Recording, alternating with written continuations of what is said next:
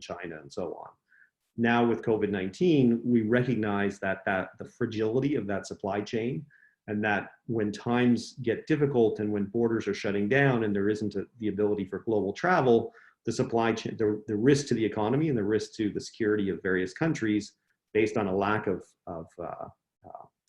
domestic supply chain is a huge issue. So I do believe that, as I said, the governments will put a lot of stimulus for two reasons. One, they want to get people back to work, and they're going to take this sort of unemployed, sort of manual labor type workforce, and they're going to try and put them back into, if they can't go back to restaurants, they'll at least go back to factories and manufacturing.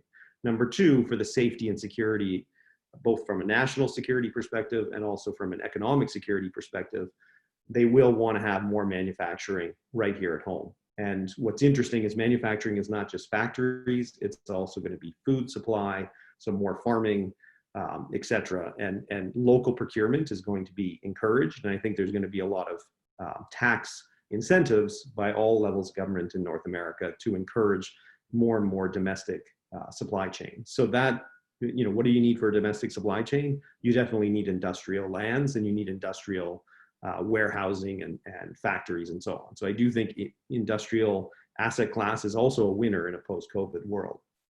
With respect to commercial, I think that commercial is so talking about office, I think office is a challenge. I think it's a mystery right now. I think, I spend a lot of time with my colleagues in the office markets, folks like Cadillac Fairview and Oxford and Brookfield and so on. And they're, everybody's got different theories. Some people believe that office will actually be stronger because people will, instead of 300 or 400 square feet per individual in an office, you'll go back to the days where it was 700, 800, 900 square feet. So if you have 2,000 employees, you're going to need more office space than you needed before because of social distancing, because of privacy, because of not having open concepts and cubicles and so on, but allowing people the ability to have private spaces and wide hallways and wide corridors and so on. The other, sort of against that train of thought is the idea that everybody will work from home, that people will follow, what Twitter's done, where they've said in perpetuity, their global workforce can work from home forever. And now Facebook and there's another one, Google, have also come out and said that they're very big proponents of work from home. So the question is, if everybody's working from home, do you need any offices at all? And will that asset class then collapse? I think it's too early to tell. It's interesting, Apple came out on Friday with an announcement basically encouraging their workers to come back to their offices and suggesting that over the next 30 days, they were going to get their entire workforce back. Why did Apple do this when Google and Twitter and Facebook are going the other direction? Apple's argument is they're primarily a product development company, and you cannot design and produce exceptional products like the iPhone and the iPad through Zoom calls with everybody sitting in their living rooms.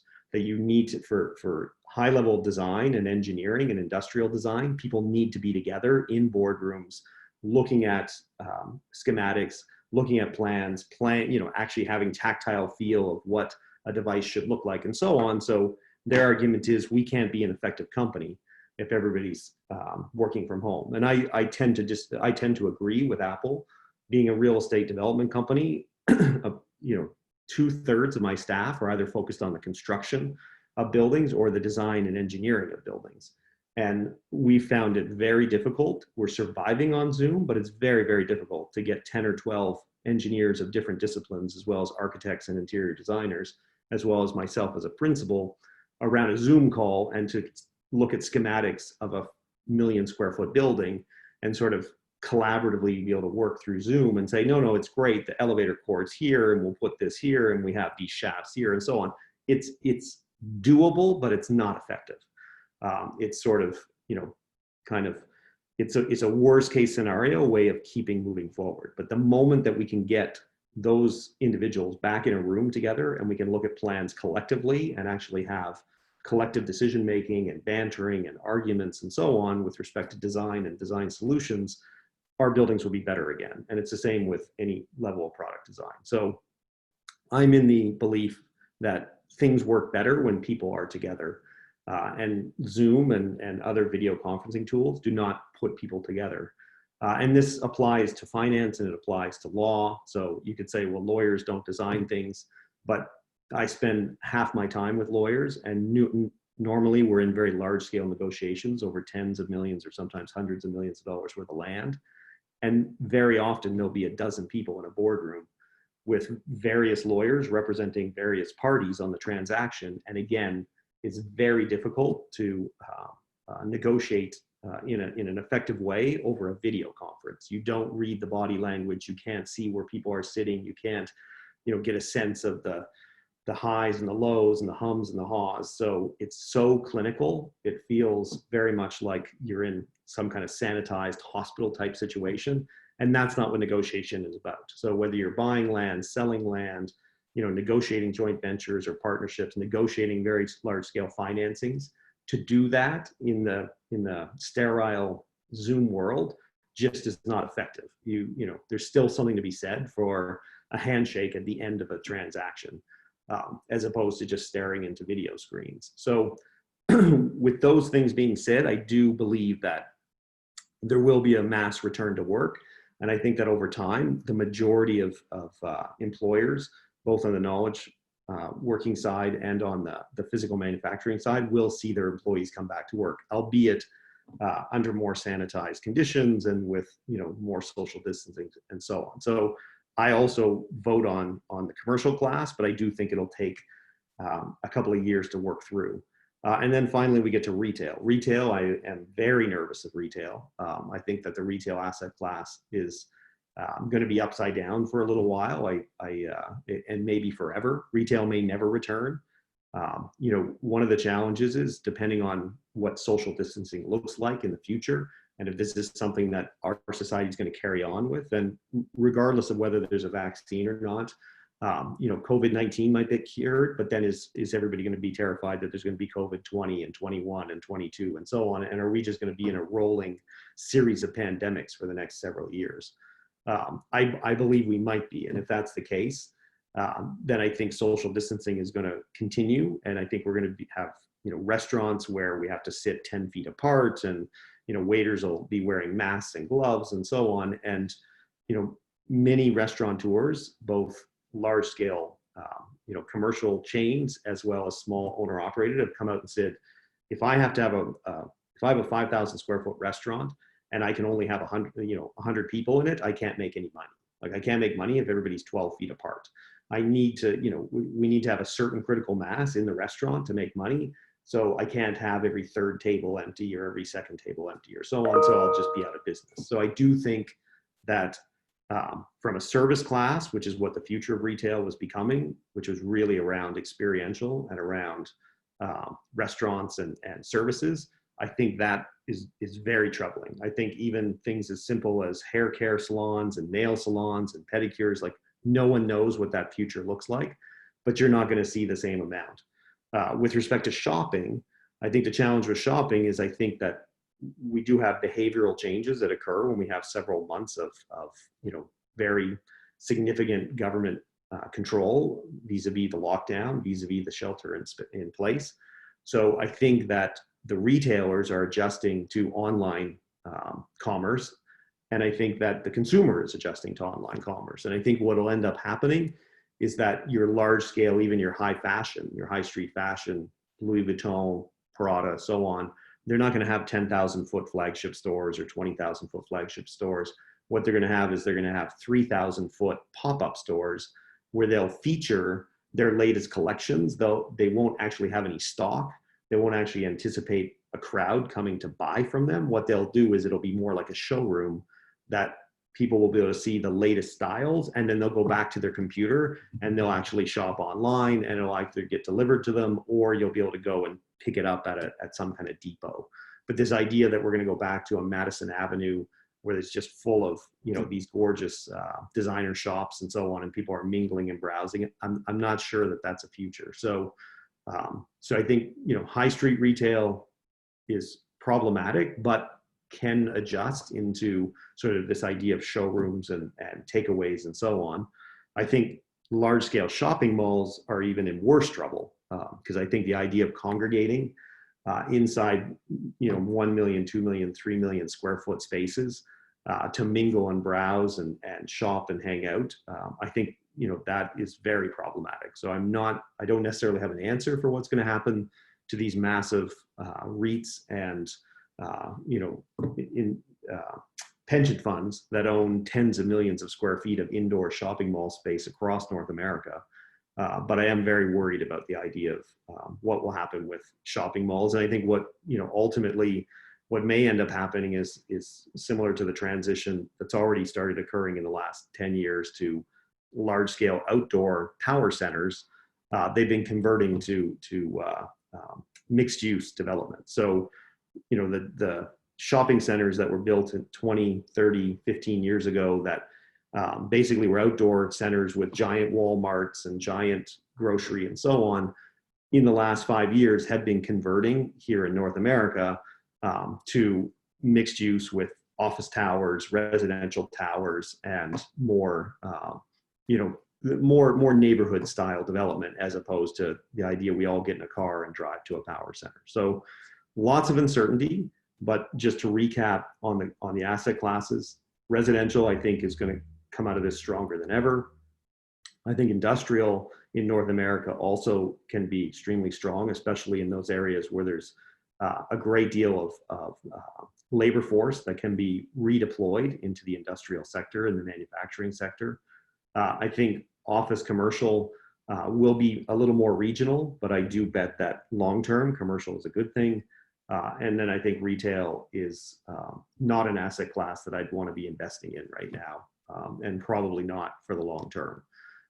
There may, you know, ultimately retail may, you know, 10 years from now cease to exist for all intents and purposes. So those are kind of my thoughts with respect to how COVID is affecting real estate. And I can continue to talk, or I can take questions, whatever you prefer. Christopher, can we ask about Lanterra specifically and COVID? Or first, maybe a little bit about Lanterra and then Lanterra and COVID?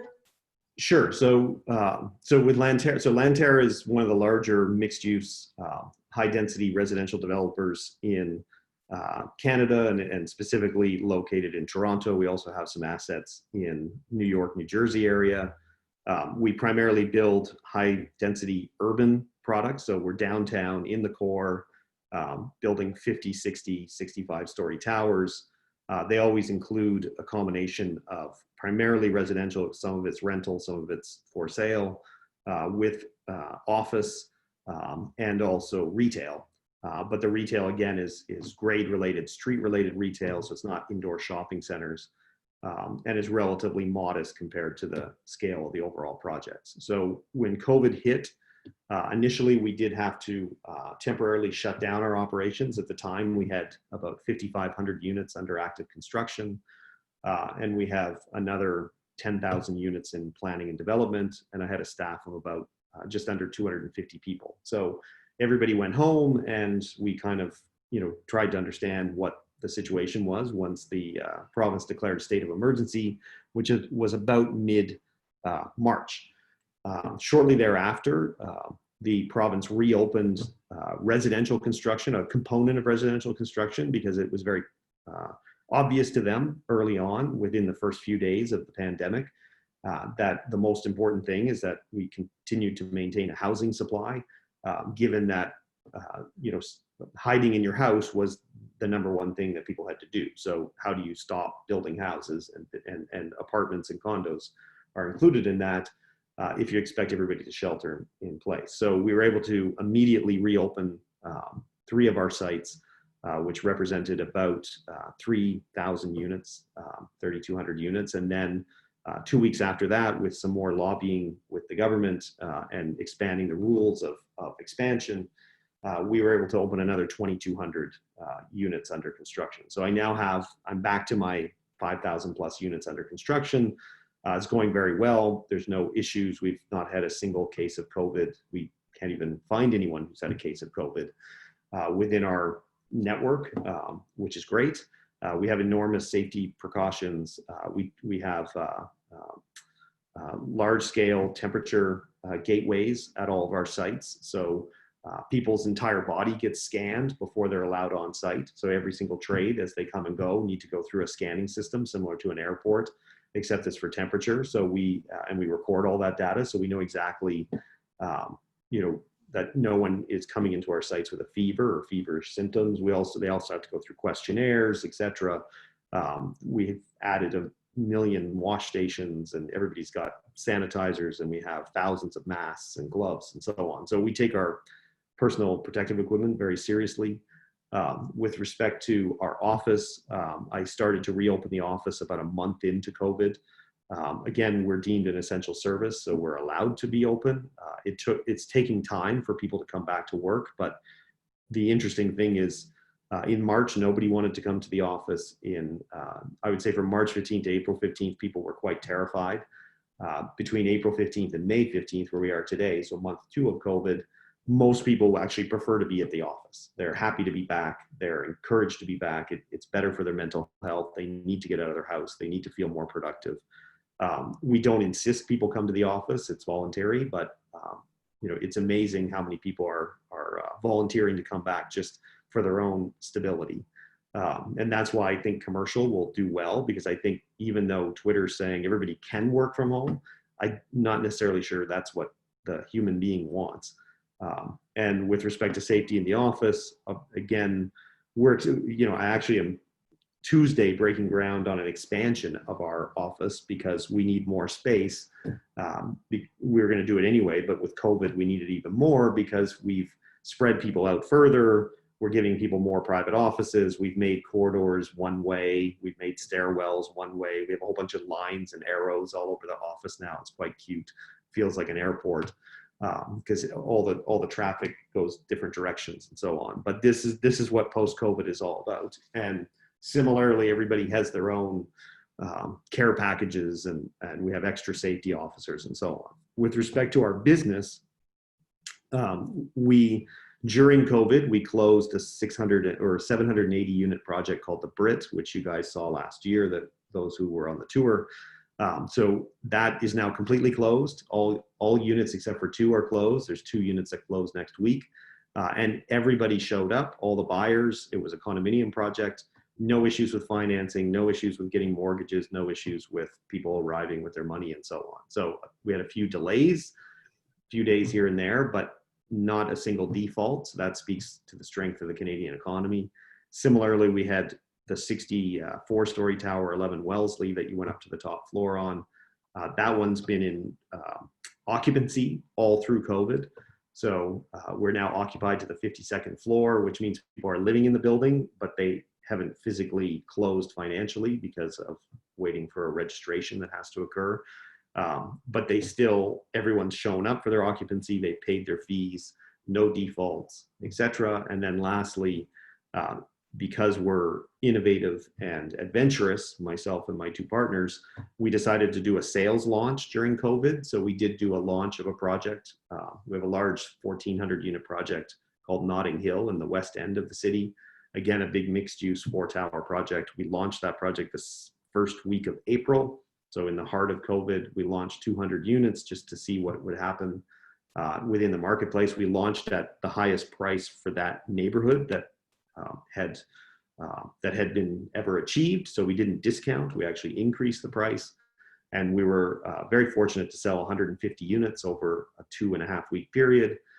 So we sold 75% of the inventory and achieved the pricing we wanted.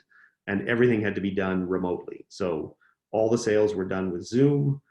There was no sales center, no personal contact. All the financing and deposits were done through electronic fund transfer. All the documents were signed by DocuSign. And so it was certainly a new experience for us, but could be the new normal. But we were very pleased. And again, shows the strength of the market that even in the middle of a massive crisis and unprecedented unemployment, people are still flocking to the residential real estate asset class. And then lastly, what I'll say is 2 things on that. One of the challenges too in the global economy, and I haven't followed Israel's economy that closely, but North American economy, there is nowhere to get returns. So both central banks basically have 0% interest rates. Prime is, sort of in the low twos. So there's nowhere for investors to seek returns within the financial sector. The stock market is very unstable. So unless you're day trading, it's a difficult place for investors to find returns. So I think, the continued investment into real estate speaks to the fact that at least in real estate, you very rarely suffer, catastrophic losses. And ultimately, when you have 2% interest rates, real estate does seem like a relatively safe asset to invest in. So that's why I think we continue to see real estate investment. And the other thing we're lacking, or we're not seeing in our market, nor in throughout North America yet, and maybe we won't see, and it's something that I stay close to because Lanterra is very interested in further acquisitions, is we have not seen any significant distress sales coming out of COVID, or any significant transactions. So it's been very quiet, which is different than what happened during the last global recession, where there was a lot of opportunity to pick up distressed real estate. We're not seeing that yet. So not entirely sure what the conclusion of that is, whether it's just too early, or whether because we're not that far from the last recession, like we're really only 10 years away from when we could start to come out, that perhaps the appetite for over leveraging that we had back in 2006, 7, 8, 9, we didn't go back to that. So maybe in 2017, 18, 19, most of us real estate developers and investors were smart enough not to get into extraordinarily high leverage positions, which a lot of developers, Lanterra excluded, were in enormously high leverage positions back in 2006, 7, and 8. So. Interesting. So I've got two questions. The first one I discovered while doing some research on your company. For some recent projects, the story, like there are 41 stories. So it seems to be a kind of company limit, or is it more a Toronto regulation why there are 41 stories max? No, well, so every building that we build, there's a zoning envelope that we can only build so tall. So depending on the neighborhood, depending on the context, and so on. So we have, like right now, the projects we have under development, we're just finishing a 41 story. We have a 64 story that is in occupancy right now. We have a 24 and a 52 story twin tower project that's half or 3/4 of the way constructed. I just broke ground on two 25 stories, a 37 story, a 30 story, a 26 story. So we bought two sites just recently, another one that's a 41 story, that's Parliament, and then we just bought another 47 story building. What I would say is that, typically most in Toronto, because every city is different, but we have floor plate restrictions and density restrictions and so on. So what works best in Toronto is 40 to 50 stories is very common. So that's your most, it's quick to build. You can use very, traditional is the wrong word, but very tried and true techniques, construction techniques. You don't have to do anything, like super tall. You have to innovate a lot, and you have to be very creative. 40 to 50 stories is like bread and butter. The other nice thing is scale wise, 40 to 50 story building tends to hold approximately 400 to 500 units, which is a great density for sales, for finance, for timing, etc. So an average 45 story building in our market would cost me about $310 million to build, and generates about $400 million in profit, or in revenue. So you generate about $80 million in profit. So that's a nice number, because once you take off equity and deposits, you're financing about $225 million. You can do that with a couple of banks. It's, just nice size. some of the bigger projects we do where we get into $400 and $500 million financings, it's fine, but now you're 6, 7, 8 years versus 3 to 4 years. It's a lot more leverage you're taking on, not percentage wise, but just a $500 million loan is a sizable loan for a single project. And it just, you're adding a lot of complication and so on. We do like big projects, but if we had our druthers, if we could just do dozens of 45-story towers all day long, we'd be happy with that. And I did one in my career. I've only done one super tall. I did an 80-story tower, and it was fine. It was profitable, but very challenging, and was basically 7 years from start to finish, and really to no great advantage. We would have made more money with 2 40-story towers than one 80-story tower. So you're not really accomplishing anything other than a bit of ego, because you sit high on the skyline, but it's to no end. And I do think with COVID, even in New York and such, I think the super talls will become dinosaurs. I think COVID-19 will create a little bit of sort of a limit on density, not government imposed, more market imposed, where I think people will be comfortable living in buildings where there's 300 or 400 residents. I think they'll be comfortable with elevators to a certain height and to a certain capacity. I think when you get into 80, 90, 100-story towers, you start to really stretch those boundaries. And I think that's where people will start to wonder, do I need to live on the 100th story of a building? What's my advantage? Why is that? What's the opportunity to be 100 floors above the earth? Aren't I just as good if I'm 7 floors above the earth? So. Thanks a lot. And the second question, during your introduction, I had the feeling that you are really liking negotiation. So if I'm not mistaken, would you mind to share a bit about your negotiation strategies or about your experiences with us, knowing that we are all coming out of B school shortly and we have all the experience ahead of us that you already gathered over the past Yes.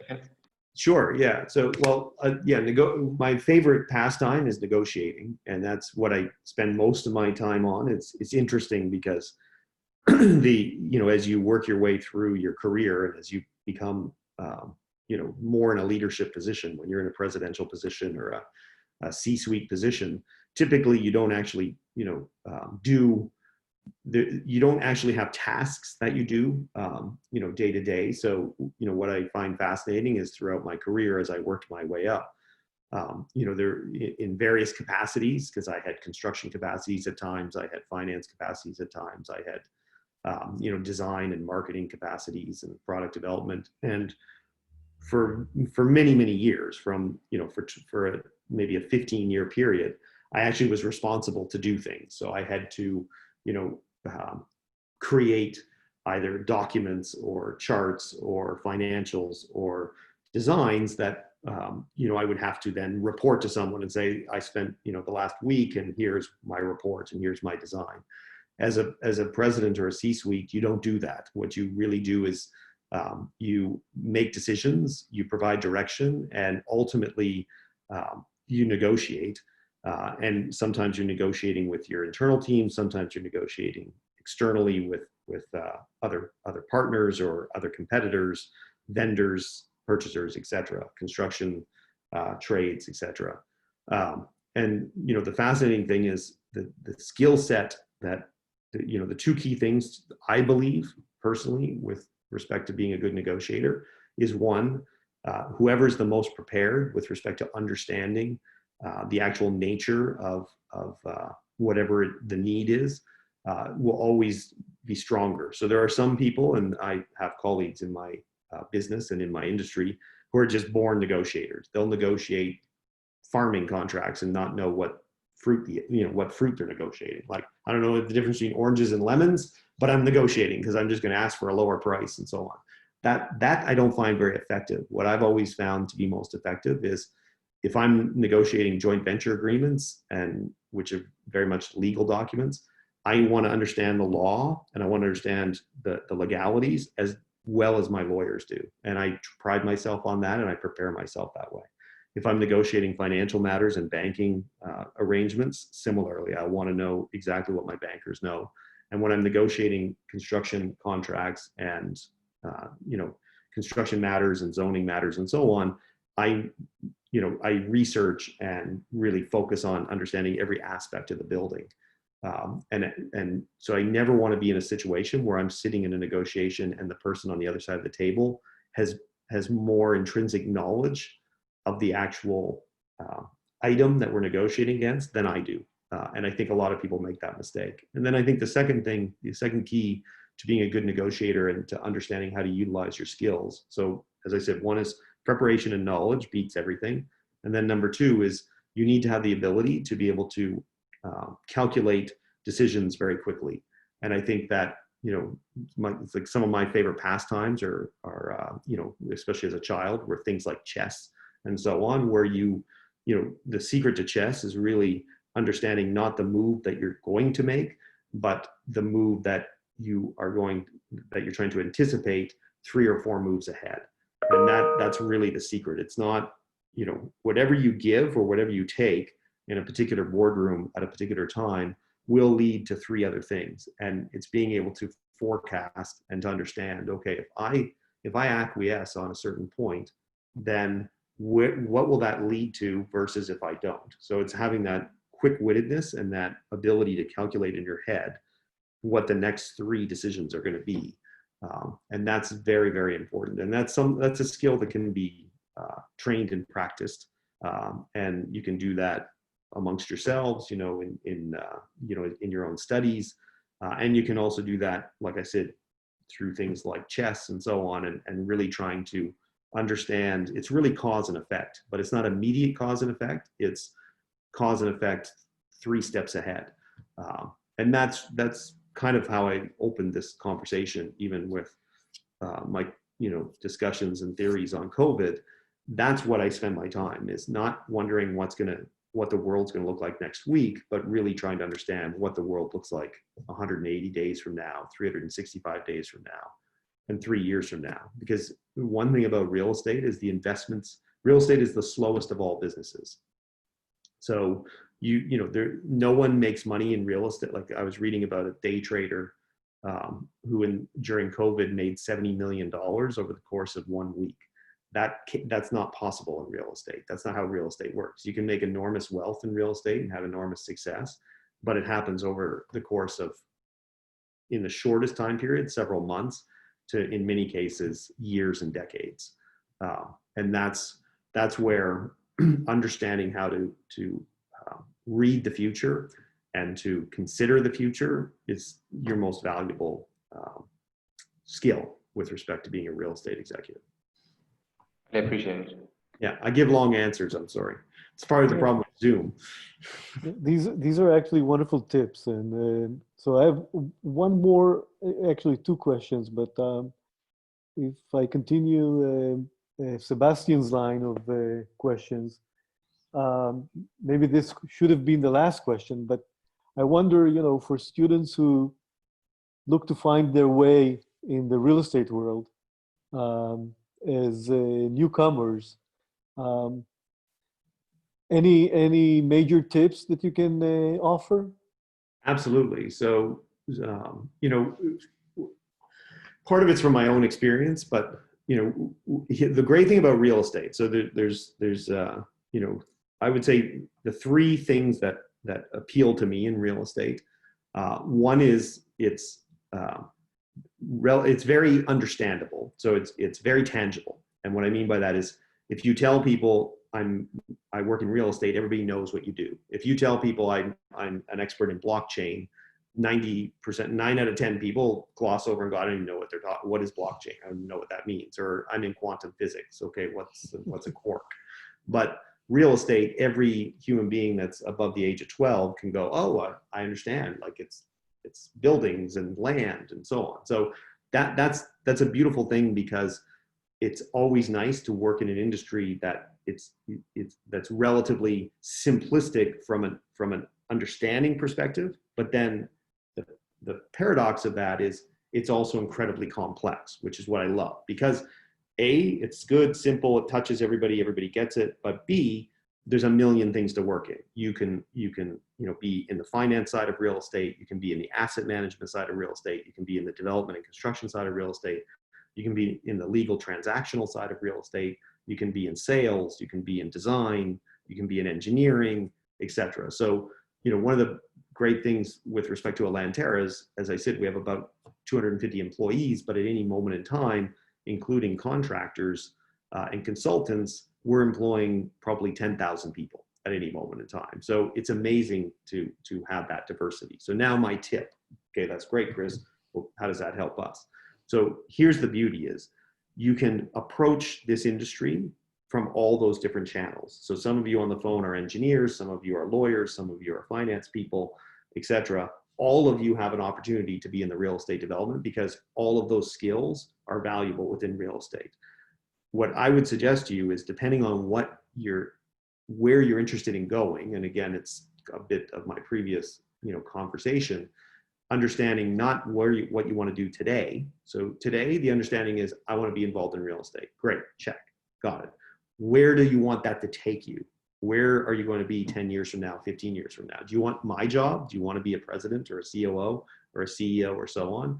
If you do, then the most important tip I can give you, and this is one I followed on my own career path, is try not to specialize in a particular part of the real estate market or a particular part of the real estate spectrum. So if you're a lawyer, start in real estate law, but as quickly as possible, find opportunities to work in asset management or in construction or in land development or so on, so that you can slowly build a consortium of skills. And for me, I was before I became a president and a CEO I've been a president, I've been a COO, I've been a CEO, et cetera, over my career. But before I had any of those jobs, I was vice president of every division you could imagine. So I'd been vice president of construction. I'd been vice president of design. I'd been vice president of asset management. I'd been vice president of sales and marketing. And I did that on purpose. Every time they wanted to promote me, I actually said, rather than go up, I'd rather go sideways because and they'd say, but you don't know anything about that area. And I'm like, okay, but you want to promote me. So you think I'm really smart and you want me to stay in the company. So I'd rather do a lateral move than do an upward move. And what I did is ultimately I was vice president of every division you could think of.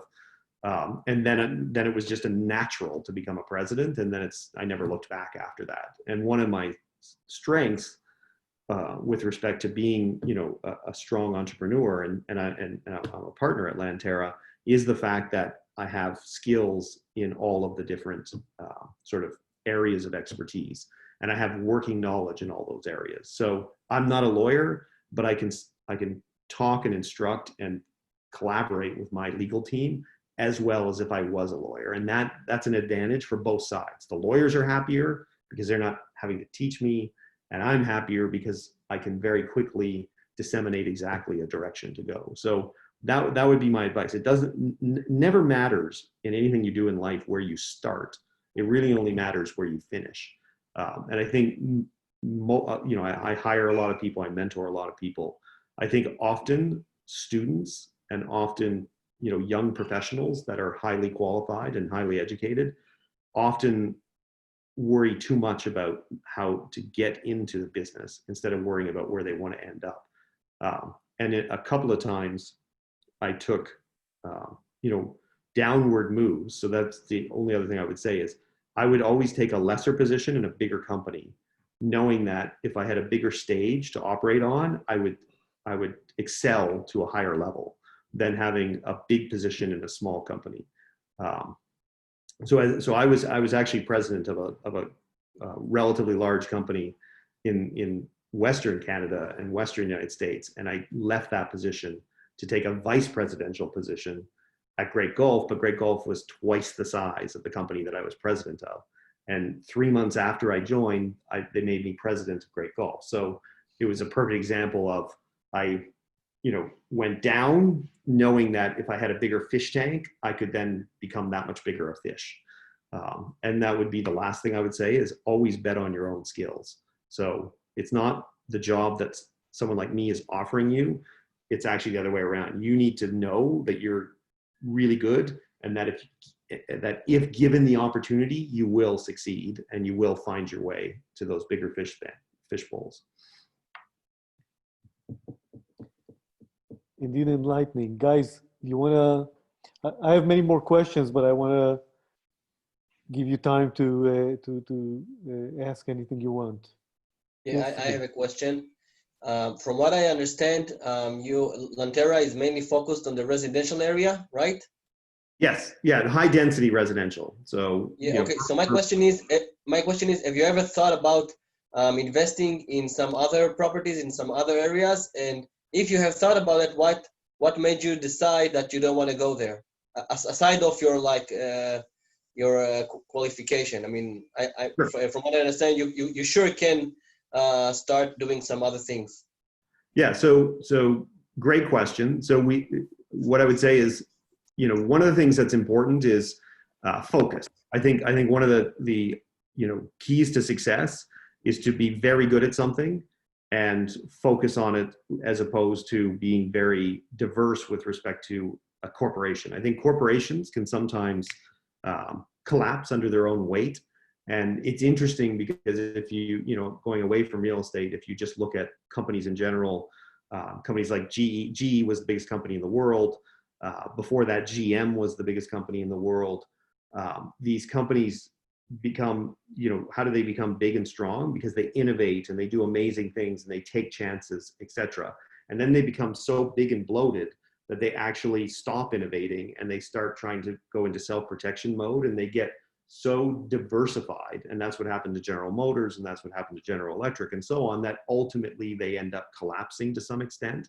And the next big focused company comes forward and takes over. And that's why Microsoft, at one time was, the number one company, but then Apple was more focused. So Apple then overtook Microsoft because they didn't try to do everything. They just tried to do a few things really, really well. So I'm a believer of that school, that as a corporation, whether you have 200 people or 2,000 people, it is important to be focused, because as a little bit like even in war, if you have too many fronts going at the same time, generally you're going to lose.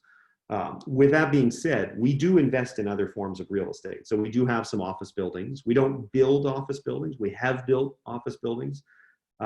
We don't believe we can add an enormous amount of value in that asset class. We think others are very good at it. So again, we only want to be involved in things where we think that we have a competitive advantage or competitive edge. But we do own some office buildings, totally freestanding, standalone, and they're good they're good assets to own. We own a lot of retail, no shopping malls, but we do have quite a large commercial portfolio. We own a hotel. So we do have a mix of asset classes, and some of that we built. Like a lot of the retail we built ourselves, and we just decided to keep it. Some of the office we built ourselves and kept, and some of the hotel we built ourselves and kept. And we continue to look at opportunities where we can hold other asset classes. We don't do industrial. We never did industrial. I think industrial is its own animal, because a lot of the strength of industrial is really understanding the land and knowing how the supply chains operate, how the transportation systems operate, how the trucking and logistics operates. That's not our strength. Now I could hire a bunch of people and create a division, but now I'm splitting my time to oversee something that I'm taking my time away from really what we believe in, which is core density, in urban centers. So that's why we went to New York, and there again, same focus, high density, mixed use. Even with or without COVID, I think without COVID, the world was absolutely heading towards cities becoming denser and denser, and people wanting to live, work, and play within a very small footprint. I think that stays at post-COVID. I think it might even, COVID helps that. But regardless, that's always been our focus. So generally, you don't put factories in the center of major urban centers. You put factories in suburban areas where there's great transportation, and great access to supply chains. It's just not, that's not our strength to understand that. The reason we do have some office towers that we own, the reason we do have a hotel that we own, we're building another hotel actually. I should have mentioned that. We're doing another project with a hotel that we're about to break ground on. Is that it makes sense that retail, high density res, hotels, office fits together. Industrial doesn't fit into that mix. But it is a great asset class. So those who are focused on it do extremely well. And I think that if you guys are looking, at your careers, you don't have to do high density urban mixed use. You can do suburban home building if you want. There's a lot of classes out there. The other thing that I think is going to be very interesting is regional and infrastructure. Like I think you're going to see a lot more, again, when we come out of massive recessions, which is going to be, governments will want to stimulate job creation. The best way to stimulate job creation is through construction.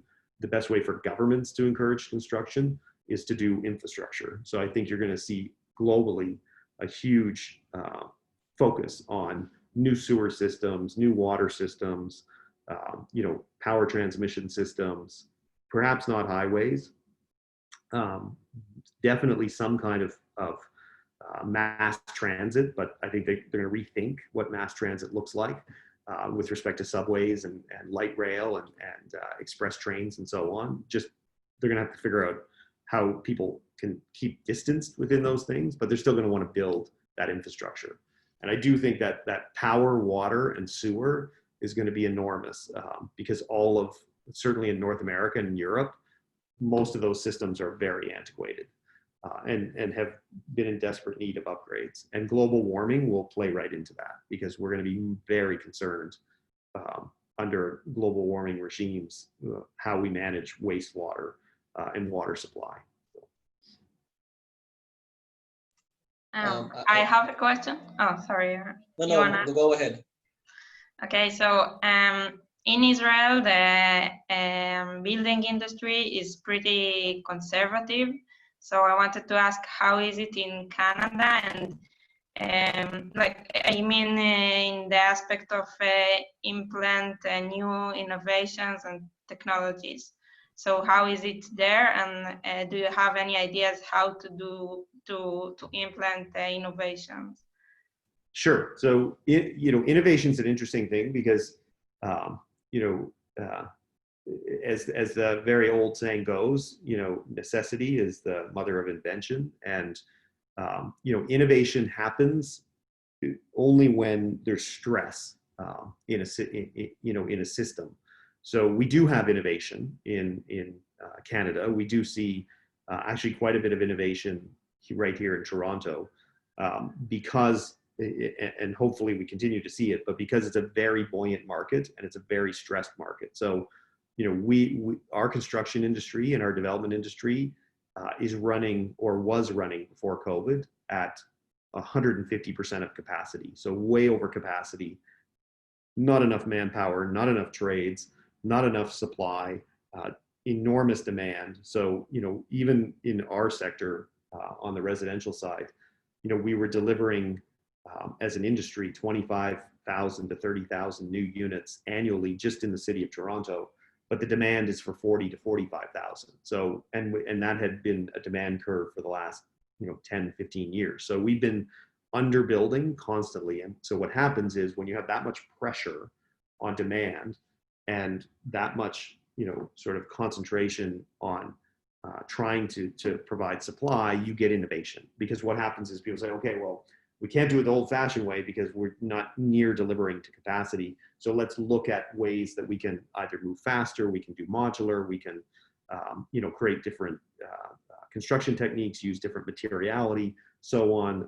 There's been a lot of innovation around tall wood design. So, and again, climate change is also creating additional pressures. So, wood buildings are much more carbon neutral than concrete buildings.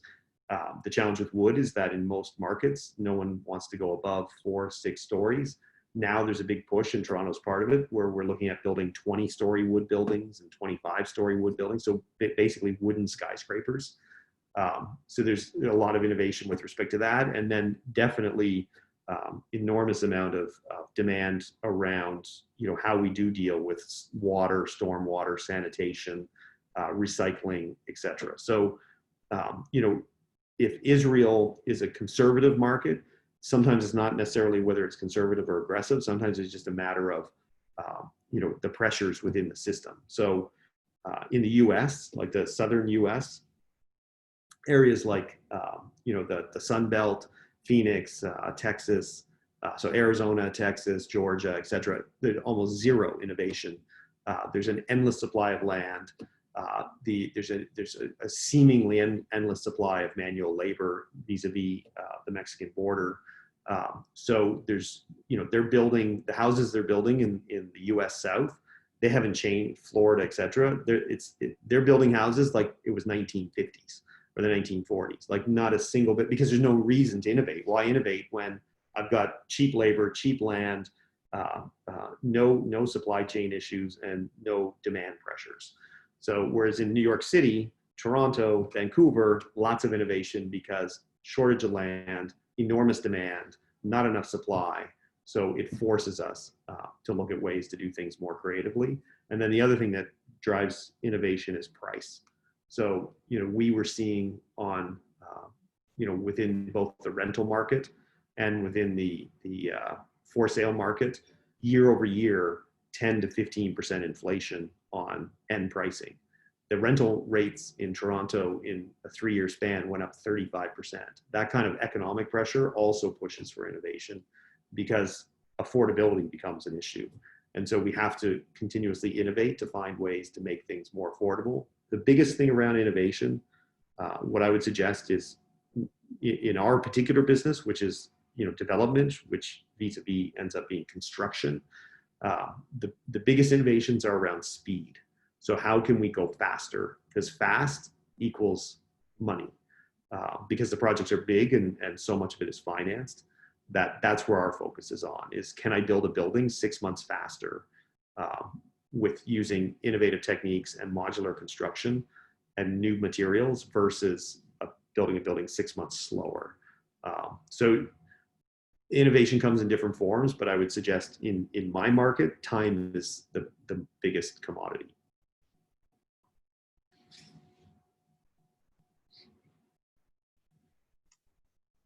Yuval, you want to who want to ask Yeah. something? Eran, you did. Yuval, go ahead. Yeah. Please. Okay. Thanks. Chris, I want to ask, maybe connect two parts of your talk. At the beginning, you talked about the retail and saying maybe it's a dying industry, but later you said that you're investing in this industry as well. So my question is, how did it look like the strategic, let's say, brain thought or brainstorming that you've done? Sure. Forecasting forward. Yeah. So you know, it's interesting because the two most important things as a person can do is, one, as I've said many times on this call, is to look forward. But part of having very good forward vision is also having the ability to have reflection and to also look back. So the future will always be influenced by the past. And in times like COVID-19, I've actually spent a lot of time reflecting and thinking of the past, and not the past as in the last global financial crisis, but more looking back over the last century and everything that's happened since, say, the last pandemic of the 1918. And part of what I think will happen with post-COVID is I believe that just like in the 1940s and 1950s, people will live much more within a small footprint. So for the last 10 years, the world has been moving global. So the world has been all about, like, I can build buildings in New York City and not have any staff there. My staff can be in Toronto because we can just fly every couple of days. And I was doing that. Like I was, you know, the last few years, I was sometimes flying 200 times a year because everything was possible. You could fly anywhere, do anything, distance meant nothing. And if you weren't flying, you were driving, et cetera, et cetera. And I think with COVID, it's actually going to take us back to sort of neighborhoods. And we're going to be much more focused on what can we do within a square mile of our house? Within a square mile of where I live, can I, get access to food supply? Can I get access to, the supplies, the essential services, the supplies I need? Can I get access to my work, whether I work from home or whether I, attend an office or whatever it is that I do?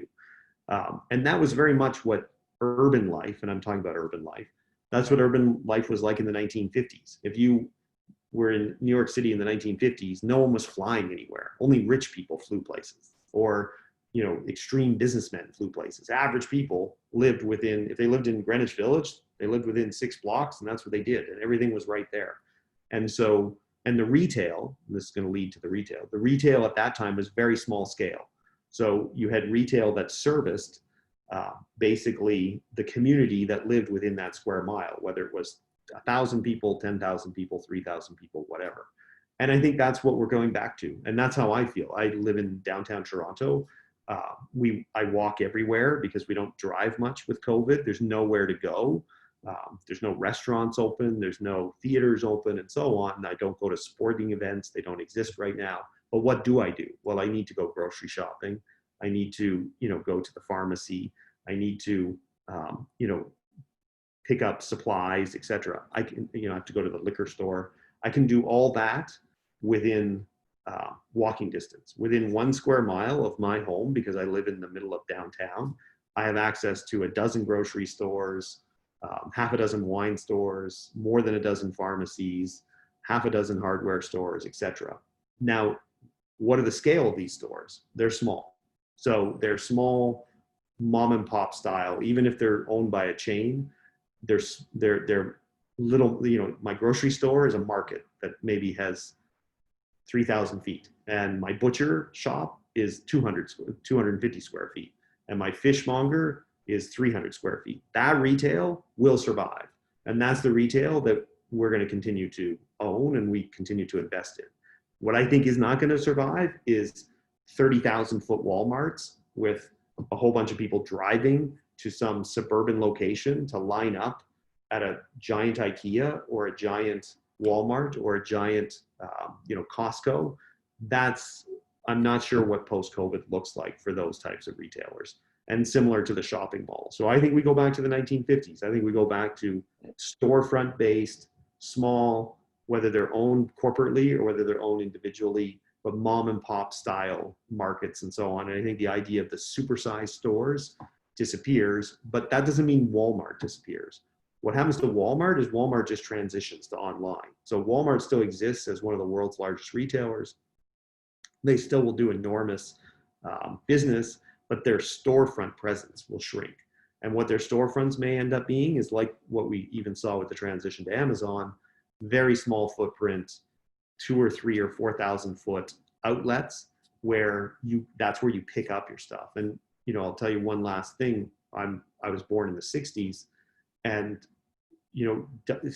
like again, history repeats itself. In the 1960s and 1970s, and I really grew up in the 1970s. I don't remember the 60s, but what we did is we sat at home with this thing called the Sears catalog, and with my parents, we would pick out all sorts of things. What I was going to wear to school for the next year, my pencil cases, my gym bag, my running shoes, and everything. The catalog was about 4 inches thick, and everybody was excited when they came out twice a year. And then my parents would fill out a form, put it in the mail, like physical mail, and a month later, a bunch of boxes would arrive, and there were my supplies. So it was Amazon without the internet. And that was the 1950s. Or you drive to the Sears depot. You didn't have there wasn't a shopping mall. You'd go to a small depot that was the size of a small post office, and it was a Sears depot, and there were 3 people behind a counter, and the rest was a warehouse. And you'd show up in your station wagon and say, "We're here to pick up our order." And they'd go, "No problem." And they'd load the boxes into your station wagon, and you'd drive home. That, I think, is what I think that's the future, which is really funny, because if you guys were old enough, you'd say, "Oh my God, that's just like it when I was a little kid," except that instead of the post office, we're using the internet to do our ordering. I think that happens, but you can't order oranges and you can't order bananas very easily. And you can't order a fresh, you know, piece of branzino. Like you still want to walk to a fishmonger and be able to buy your whitefish and be able to buy your smoked salmon. Like, I don't think you're going to, so that's why I think there always will be, you still got to go somewhere to get a haircut. You can't do a haircut online. So those types of, that retail, that small scale, sort of high street retail will continue. I just think mega retail is dead. So guys, we're almost done. Our time is up. One last question before we wrap up. So, well, I have one quick question. Sure. A major issue here in Israel nowadays among land appraisers is the issue of valuation under IFRS. Yeah. And as always, or as expected, the appraisers are very conservative in making any moves, specifically increasing or changing cap rates. Yes. I wonder what are the voices in Toronto, and what's your thought about this?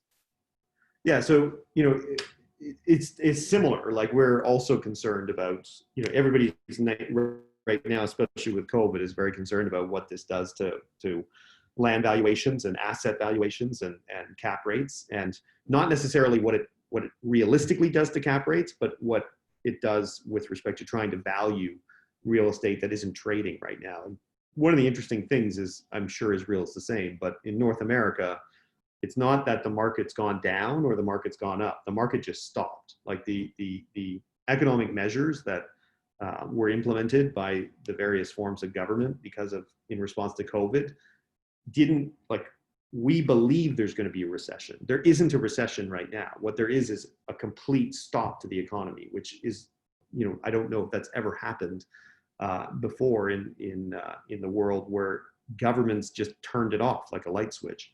So for the appraisers, I think that's exceptionally difficult, because we're all prognosticating, is it, you know, well, our price is down 20%, 10%, 5%. There's no trades. We don't know. It's like if they shut down the stock market for 2 months and said, no, we're just turning off the switch. What's, you know, is Apple stock going up or down? I don't know, because the market doesn't exist. They closed it.